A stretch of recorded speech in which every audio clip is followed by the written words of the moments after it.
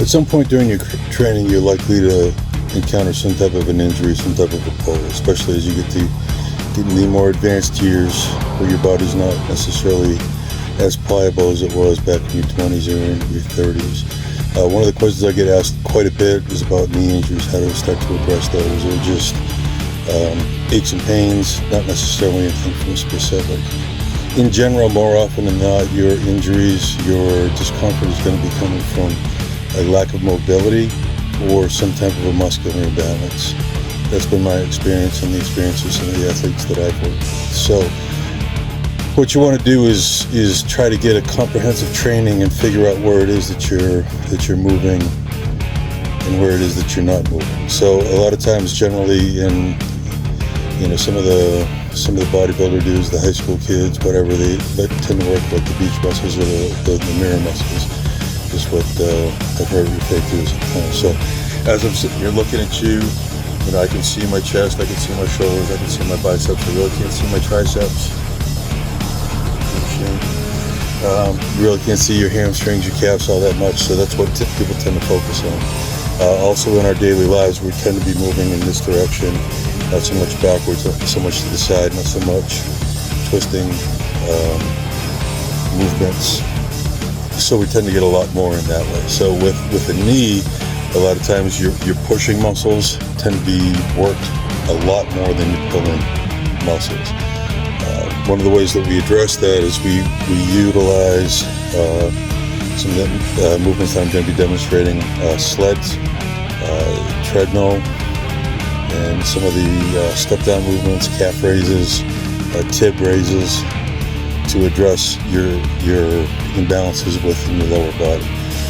With the first one we're going to be going over right now is I'm going to demonstrate some movements within a sled, drag, and push.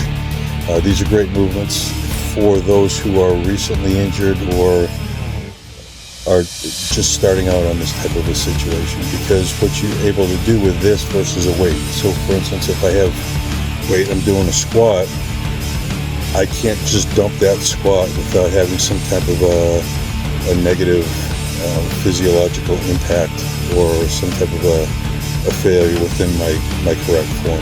If I'm doing a sled pull, if I'm fatigued or something tweaks, all I have to do is stand up and then we're done. So it's a very safe movement, it's a great movement. You may not find that on some of the other things that you're doing, but sled drags are great. Sled drag and push. What I like to do is I try to do about a 3-to-1 or a 2-to-1 pull versus a push.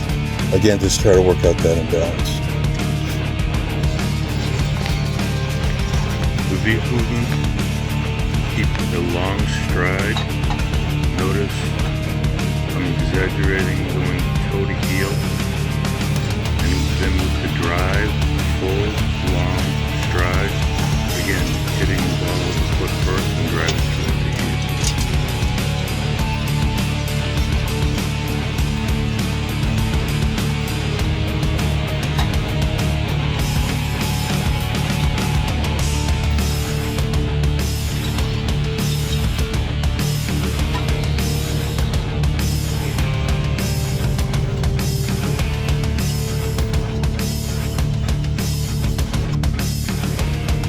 Concept on the dead mill or treadmill, backward walking, is similar to what we were doing with the backward sled pull, focusing on longer strides, exaggerating the heel to the toe. With the step downs, use slow, controlled movement, push through the entire foot, keeping the weight back on the heel.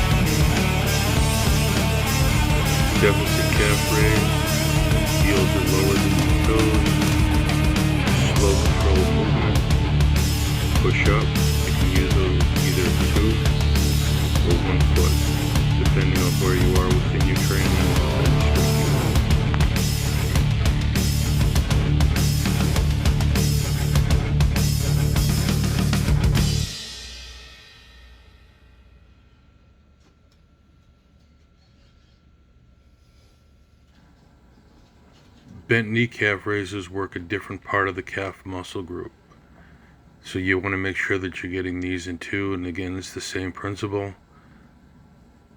Full extension, full heel drop. We're going to follow this using the front part of the shin. There's a big muscle called the tibialis anterior. It's very important movement, but it's really not worked and overlooked. Very important with your sprinting, with your running, with stopping. Make sure you're working these.